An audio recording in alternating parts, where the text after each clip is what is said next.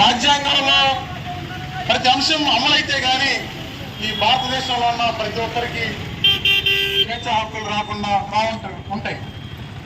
అటువంటి హక్కులు రాకుండా మతత్వంతో, కులతత్వంతో, మతోన్మాదంతో, మరి ఈ రోజున ఉన్మాదంతో పరిపాలిస్తున్న పార్టీలు మీ అందరికీ తెలుసు.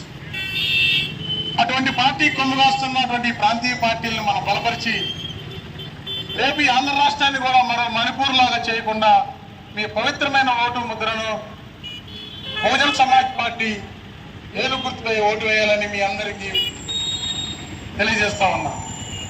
అంతేకాదు ఈ ఓటు హక్కును మా జీవితానికి ఎంతో మరి ప్రతి ఒక్కరు గమనించాలి. స్త్రీలందరూ స్వేచ్ఛగా జీవిస్తున్నారంటే అది డాక్టర్ బాబాసాహెబ్ అంబేద్కర్ పోరాట ఫలితమే. అన్ని వర్గాల్లో స్త్రీలు ఈ రోజున స్వేచ్ఛగా సమానంగా మరి ప్రతి విషయంలోనూ ముందడుగు వేస్తున్నారంటే అది బాబాసాహెబ్ అంబేద్కర్ గారు